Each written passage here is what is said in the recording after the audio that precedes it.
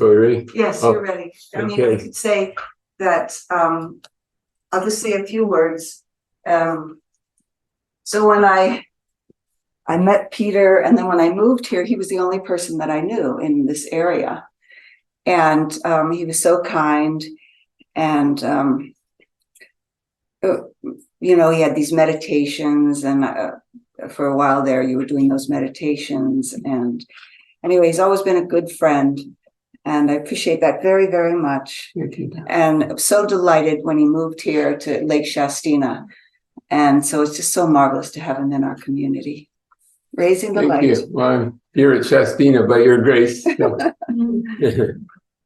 Actually, Peter that suggested you come to lecture. Yes, I suggested Lake Shastina. Yeah, here we are. Well, thank you, Donna, and thank you, Anthea. That was so beautiful. It's almost hard to talk after that meditation. And so we go into what the Buddhists call a state of non-dual awareness. And the trick is to be not totally in it, but to be aware of it, but to still also be aware of duality, you know. So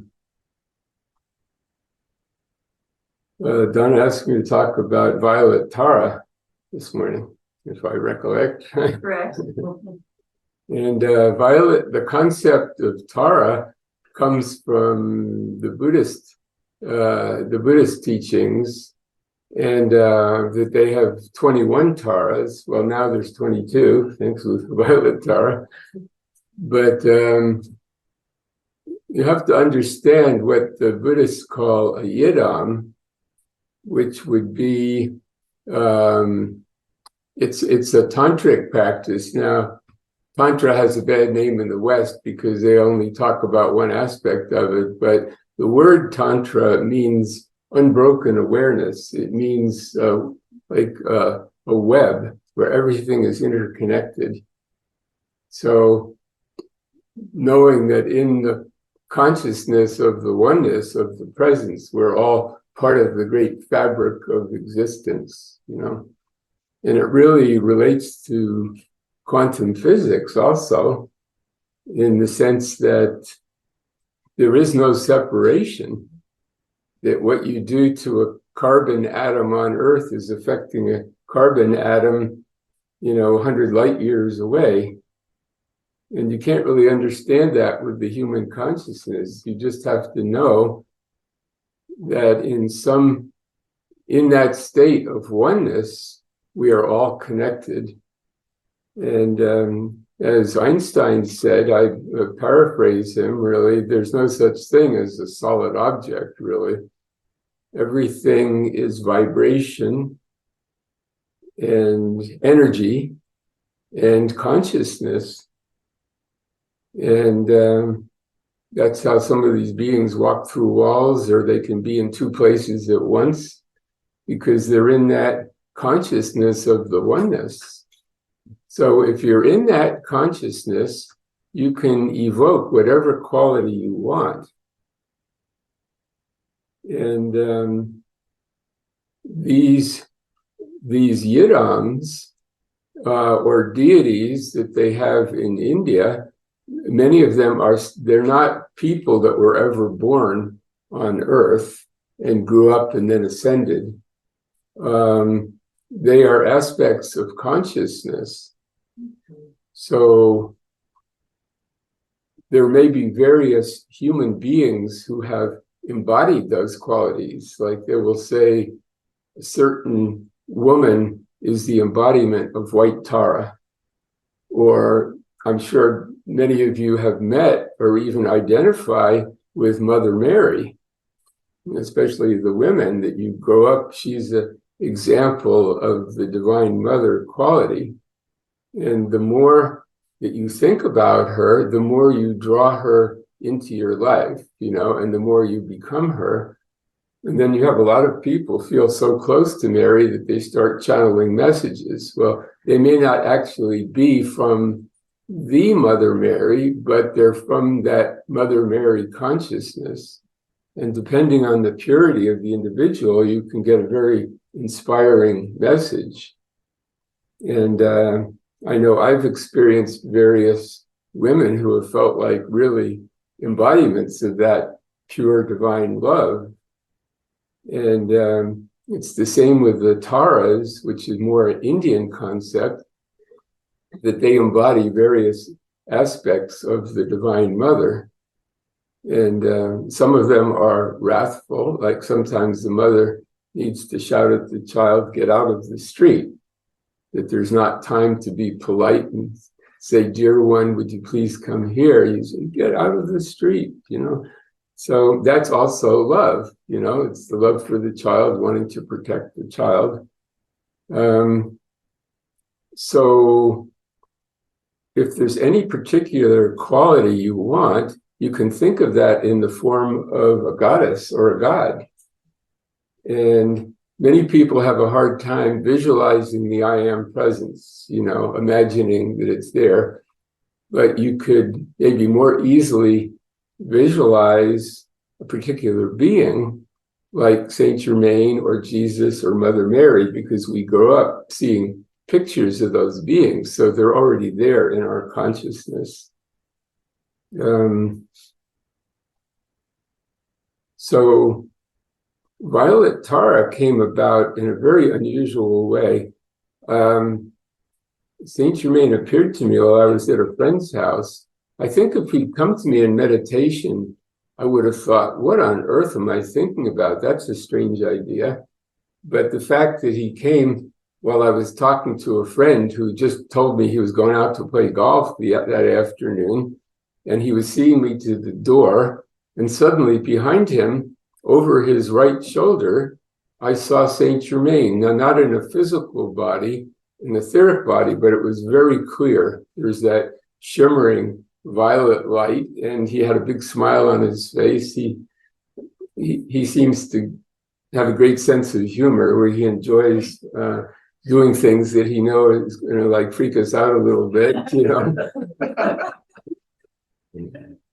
He was the last person I was expecting to see. We hadn't been having a spiritual conversation at all, you know, be talking about town politics and things like that and the weather. And suddenly, just as we're going to the door, there's Saint Germain standing behind him. And he said, Peter, I want you to write about Violet Tara. Now, I had never heard that term before. Of course, I work with the violet fire, the violet flame every day. But I knew immediately what he meant. I knew who the Taras were. I've studied Tibetan Buddhism. And so there was, in that 1 second that he said that, there was a mind-to-mind transmission of the book he wanted me to write. Now, he didn't dictate the words. That was up to me. And that was hard work, because I was aware that once I start talking about Tara and yidams and things like that, all the great Buddhist teachers are going to be looking over my shoulder, and I better get it right, you know. In fact, the first rough draft, I had some of the Buddhist teachings, like I had the Four Noble Truths. Well, when I looked at the proof copy, I'd only listed 3 of them. And I said, this is not going to work. Not only the Buddhists, everybody else is going to say, Peter, where were you? You know, were you dreaming while you were writing? So the actual writing of the book, even though it was quite a short book, it took quite some time to, you know, dot the I's and cross the T's as far as the Buddhist terminology went. But the essence of it is to think of this goddess who is composed of violet light, you know, violet fire.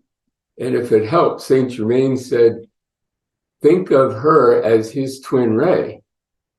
You know, regardless of who his twin ray actually is, she can manifest in many ways, just like each of us can manifest many different aspects, and these ascended and cosmic beings can manifest many different qualities. So it helps me to think of Violet Tara as an aspect of Saint Germain.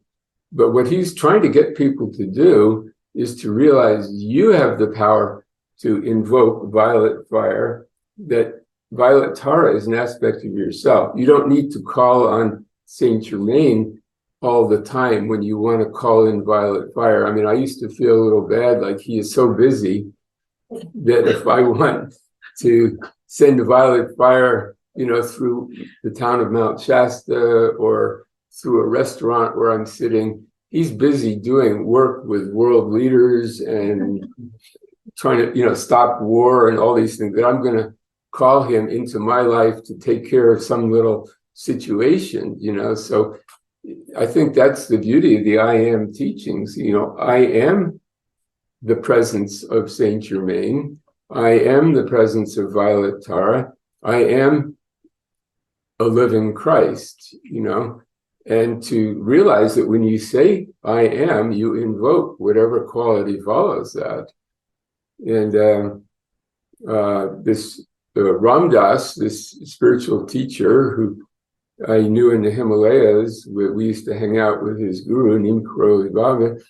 He confided that he had a brother that was in a mental institution, and he went to visit the brother because the brother thought that he was Jesus.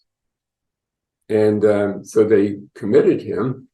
And the brother said to Ramdas, I don't understand why I say that I'm Christ and they lock me up, and you say you're Christ and they worship you. And Ramdas said, I don't say I am the Christ, I say I am a Christ. You say you are the Christ, and there's a big difference in that, So like a lot of the people I know, even that I know personally, feel that they are Mother Mary. In fact, one summer I had 3 women tell me that, confidentially, well, they didn't say Mother Mary, they said Mary Magdalene. That was just in one summer. And that was, 30 years ago. There are many, many more. In fact, there's people walking around claiming to be Saint Germain and all kinds of cosmic beings, ambassadors from the 10th dimension and all sorts of things. And these are all qualities that we can tune into. And, with great benefit. The trick is not to the ego get hold of it and say, I am the one and only. Pearl told the story about the I Am pageant that the Saint Germain Foundation puts on every summer. There's the scene when Jesus is in the tomb and Archangel Michael gives the command to roll back the stone so that Jesus can come out. And he, waves his hand and says, roll back the stone. Well, at that point, the actor felt Archangel Michael come through him. And, then they rolled back the stone so Jesus could come out. But that affected him so deeply that he thought he was Archangel Michael. He said, wow, I finally realized who I am, And so people convinced him to go to see Pearl. And she said, well, that's a very beautiful story, but you felt his presence come through you, but that's not who you are. And you can invoke him at any time, And so these things are very, very tricky, and so that's where, meditation comes in, very important to go in when you start doing these affirmations, to realize it's the presence doing the affirmation through you, and so. And I noticed I really got into Buddhism after Pearl ascended, because she was the teacher I saw every day. And then I was really guided to study Tibetan Buddhism. And of course, the Buddhists say the self is an illusion. Well, it is in a sense. What they mean is the personality, the ego self is an illusion. But I noticed in these long texts that you do, they have these practices called the Drubchen. It's a 9-day practice, like it's a ritual practice, and meditation is part of it. Doing affirmations is a part of it. They don't call them affirmations, they call them mantras. And you might do a mantra for half an hour, 45 minutes. But I noticed, the first line of it is go into a state of non-dual awareness.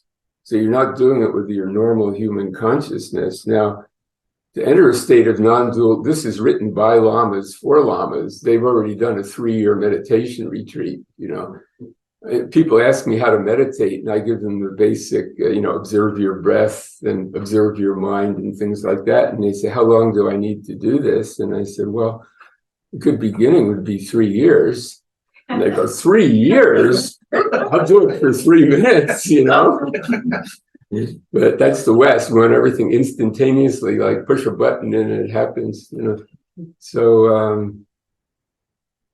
but anyway, maybe some people are being born these days that have already achieved that in a past life, and they can just go into it like that. But anyway, that's part of the practice, is to go into a state of oneness where obviously you can't go totally into the oneness or you wouldn't be doing anything. You'd just be merged in a state of bliss, not even being aware of yourself as an individual. So you go partially into that, like the practice where Anthea just led us, feeling gratitude. You have to feel gratitude for something. If there were nothing, you would just, be gratitude, but not even aware of it, So anyway, you enter this state of partial non-dual awareness and imagine a goddess in front of you of violet light, and knowing that violet quality has the power to dissolve negativity and to transmute things negative into positive.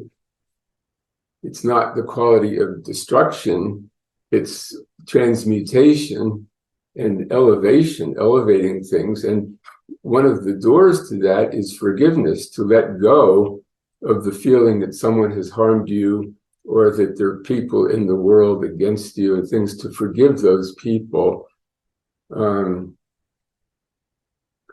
And to really let go of that, but to realize you can be an instrument for elevating that condition.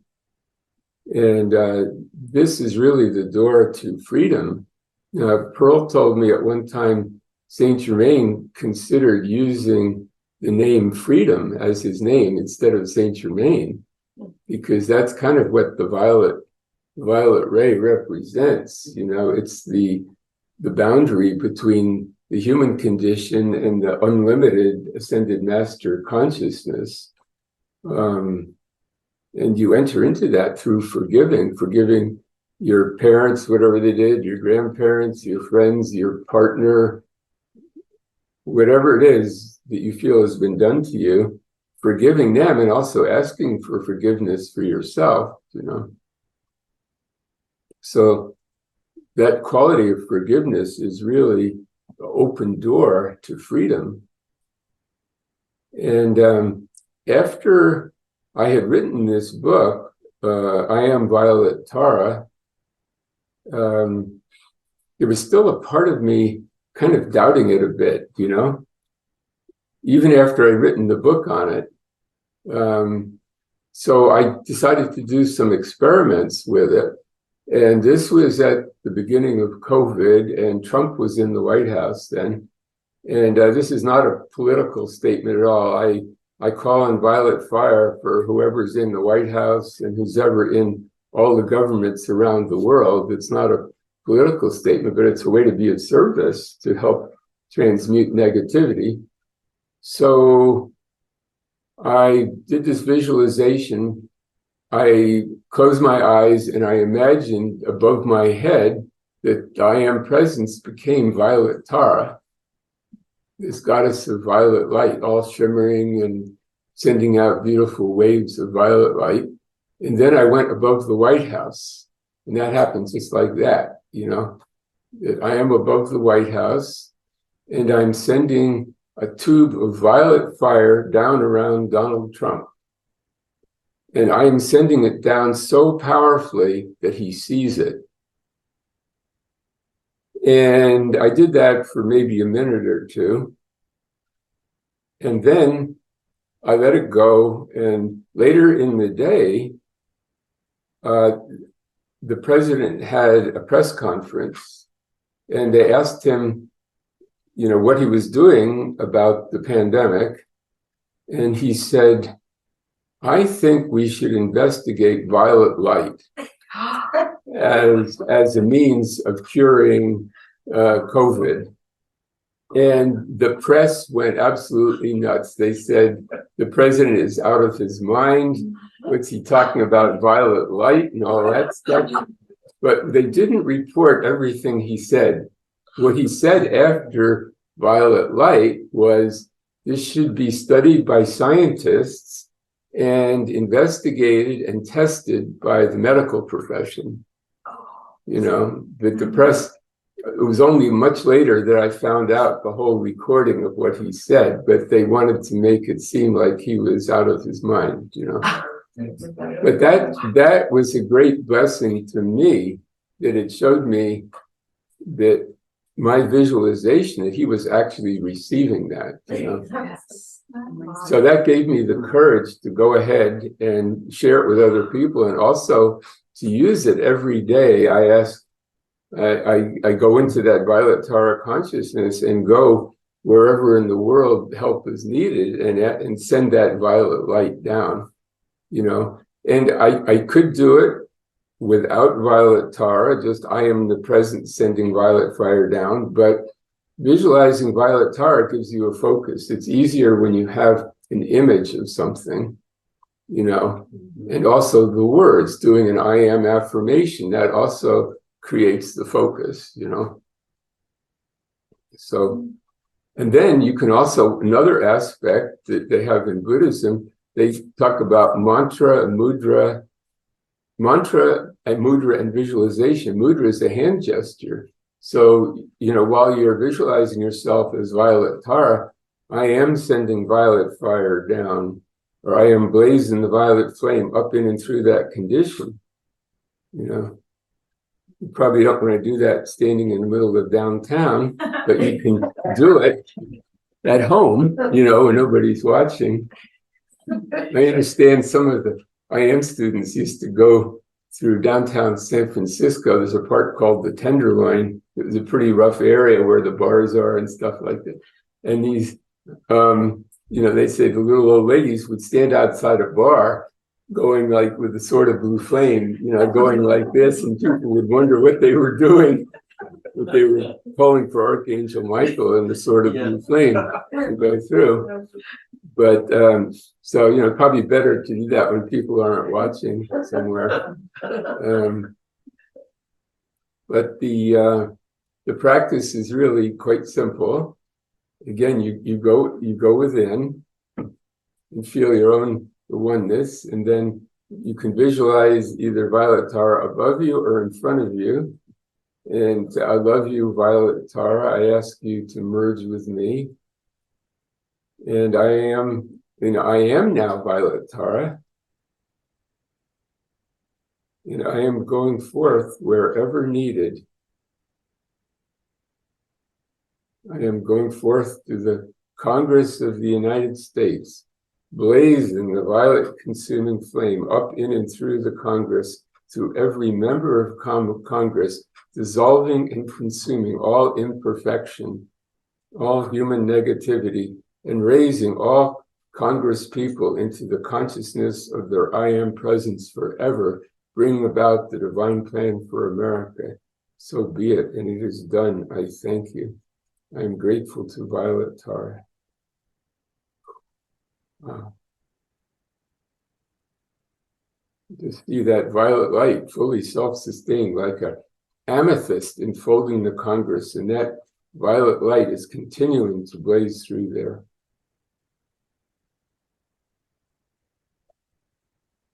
That is the power of attention.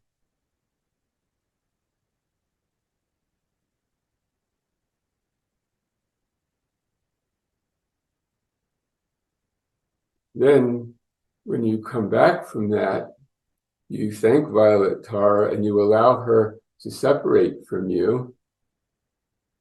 And then you can ask her if you want, you can say, beloved Tara, I am going to be very busy today and I don't have time to think of you at every moment, especially while I'm driving or doing my taxes or whatever.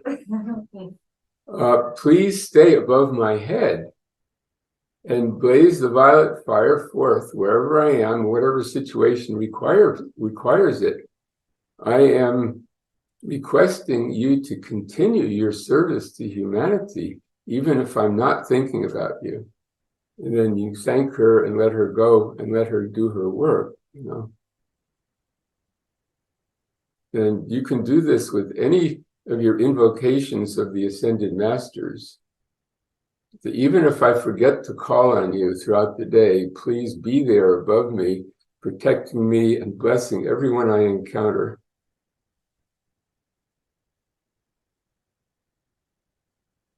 And then at the end, you come back into the awareness of yourself.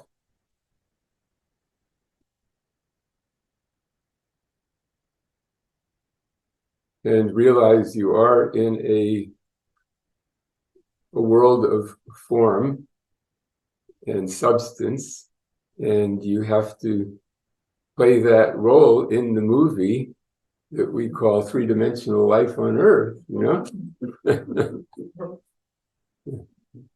That's kind of a short summary of the Violet Tara practice, I'm happy to answer any questions, or observations, or anything. Yes, I'm really moved by that, and I'm very interested because every day I hold Julian Assange. Yes. In the light, and I would be really grateful if you could give us something like that, a formula for his release, because I just think it's terrible what's.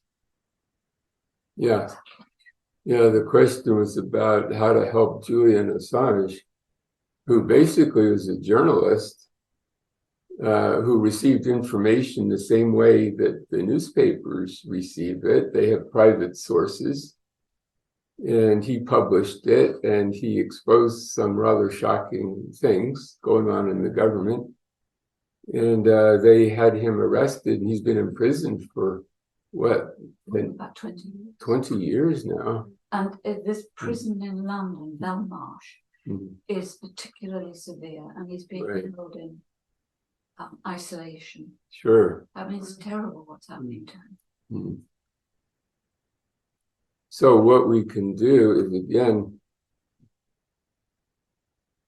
I am Violet Tara, blazing up and around and through Julian Assange and through the prison where he's held, dissolving and consuming all negativity, and raising Julian into the consciousness of his own I am presence, dissolving all conditions that hold him there unjustly.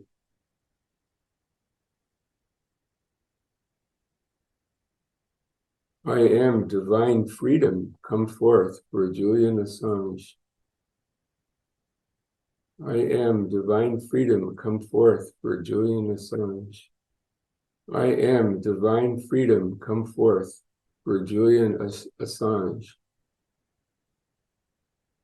Now see, I am not saying that as a decree with my human will. We don't know his karma. We don't know what his agreements are. We don't know all the ins and outs of the political situation.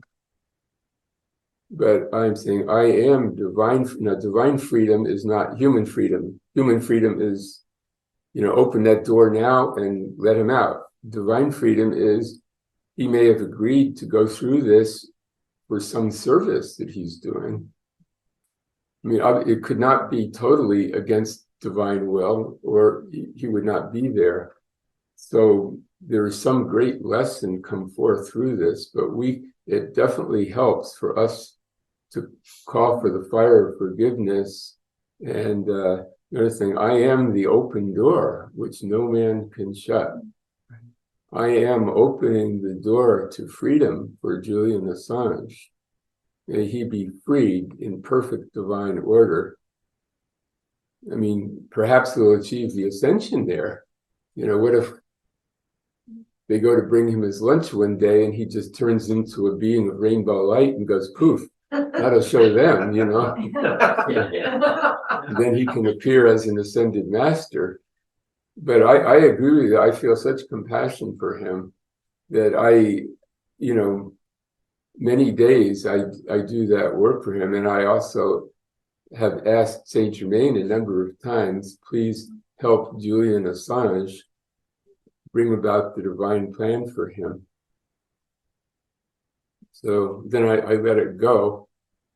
It's important that you don't let it make you personally angry, although there is a time to go in the streets with a placard and a sign, or to let people know, or post something on the internet or whatever to let people know, because if people hadn't done that, we wouldn't even know about him or his condition. I've noticed more and more cities do have placards now for Julian Assange. That's good.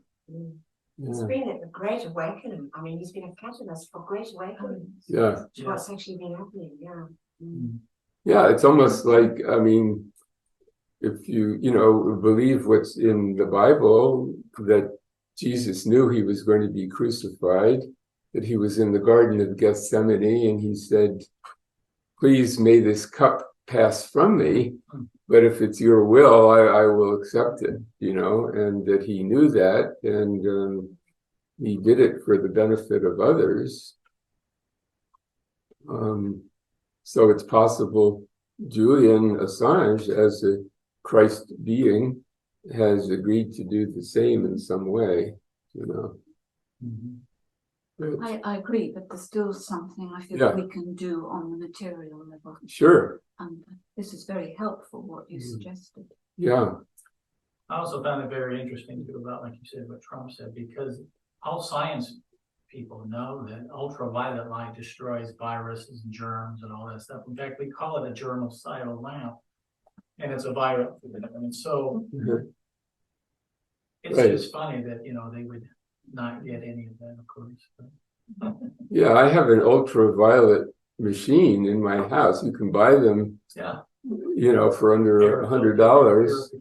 You get out of the room while it's working, and it purifies the atmosphere. The airlines know this. They could have those on airliners. Yeah, exactly. To purify the air, movie theaters. Ozone, for $100, they could have all the air circulating in the theater going through, purified by ultraviolet light. So, Well, you can actually get those devices quite cheaply. yeah, like around $100. Yeah, no less than that. I got one for a couple of $5. That you could just put around here and there and see that sanitizer Sure. chemicals. Yeah. Yeah. So, Any other questions for Peter? Okay, well, thank you so very much. Did you have anything else to tell us? no, I was just going to say, don't underestimate the power of the violet light, though. Absolutely. But that, it works, even like you wearing a violet shirt, I'm wearing light violet or whatever. And even having violet around, or even I have it's just made of glass. It looks like a huge amethyst. It's cut like a gem, and I got it for $10 in town, but sitting there, it holds my awareness. It's out of the corner of my eye all day long. I'm seeing that violet rock there. And that invokes, even it's not an amethyst, it invokes the violet fire, because through my attention, Yes. Does it have to be the Tara that you're in the world?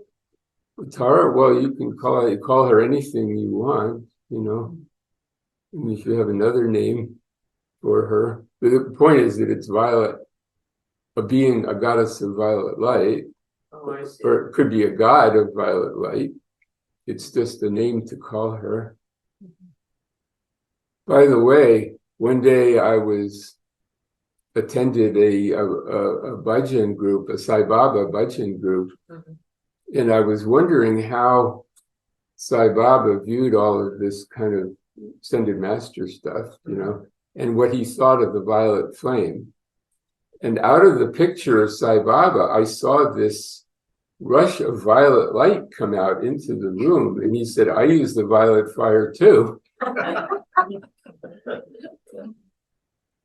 And then there was a long time ago, I knew this woman in New York by the name of Hilda Tarleton. Oh, yeah, she's great. Yeah, and she had a group. At first it met downtown, just a small group, maybe 20, 30 people. Eventually the group got bigger and she moved uptown to Cathedral of St. John the Divine. But she was a focal point for many of the people interested in Eastern spirituality. She'd spent a lot of time in India. And she had spent time with Sai Baba also. And one day she was in Baba's house and there were half a dozen other people there. And he was going from person to person, talking to them. And she was thinking, maybe I shouldn't think so much about the masters. Maybe I should put all my attention on Sai Baba. And Sai Baba turned around, without her saying anything. She was just thinking that. Sai Baba turned around and said, oh, Hilda, the masters, he just went, oh, the masters, And so that was confirmation that it doesn't have to be either or, you can accept all divine beings, And it was Sai Baba who told me, meditate on I am, so. But she took the Indian god, Ganesha's younger brother. What's his name again? His name was Shasta, actually. But he had several names. Murugan is one. He had three. Shankar or something like that. He became her. A personal. Yeah, he did miracles through her. Yeah, it was Skanda. Skanda. Skanda. Yeah, that's who he worked through, Hilda Chapman. She wrote a book about Skanda. Oh, interesting. I'll have to look at that. It's a wonderful book. It's hard to keep track with all the Indian gods and how they're related to each other. Yes. So where would you place, or for lack of better words, the incarnation of the Sai avatar in the whole bigger whole? There's this divine director and there's all these I've given up trying to put them in a certain relation order like that. When I was wandering around in the Himalayas, I had a book from the Theosophical Society. It wasn't Isis Unveiled, which is a big thick book. It was a kind of summary of that. And it had a chart in there that would fold out. These 2 pages would fold out. And it was like a schematic diagram of reality according to Theosophy, the different rays and the monad and everything from Theosophy, all the complicated concepts, all in this diagram. And, I was looking at it one day, trying to figure it all out, how it all worked together. And there was this yogi that I'd been staying with his guru was Babaji. And this guy I was thinking, I never saw him eat, and I saw a photograph of him 40 years after I was with him, and he didn't look like he aged a day, but anyway, he saw me looking at this Theosophical book, and he said, you're never going to find God in that chart. So I closed it up, So, there's a difference between studying spiritual teachings and actually being it, and applying it, which was at some point I realized that's what I wanted to do. I was a guest of the Theosophical Society in India at Adyar, and it was probably the largest metaphysical library in the world there. It's absolutely huge. When I walked in there, I felt I've got to read every book in here. I want to know. It probably take me a couple of years, probably 20 years, but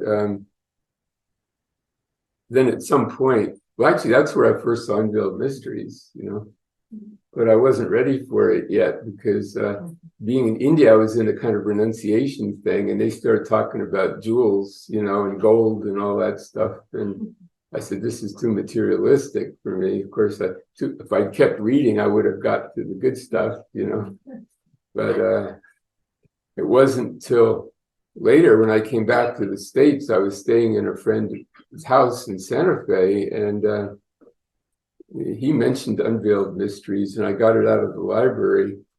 And before I opened it, I said, Saint Germain, please show me if what's written in here is true.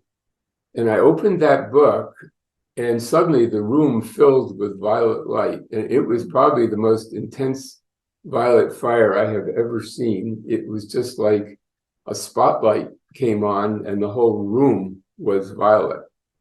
And that was my answer to keep reading, you know. And I just sat there for 2 days in that chair and read Unveiled Mysteries cover to cover, you know.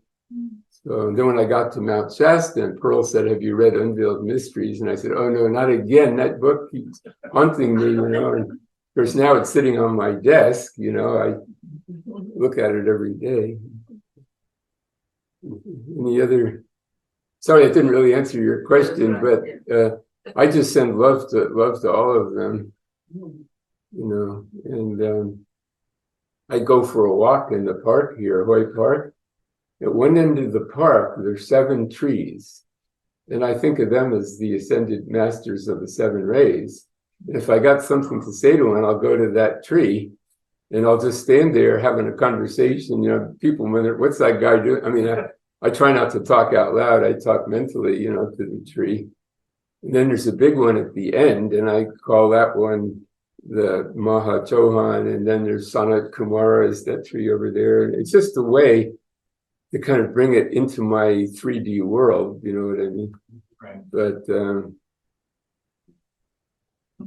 yeah, so we all find our own particular way of applying the teachings, you know, and it's not like one way is right and the other way is wrong.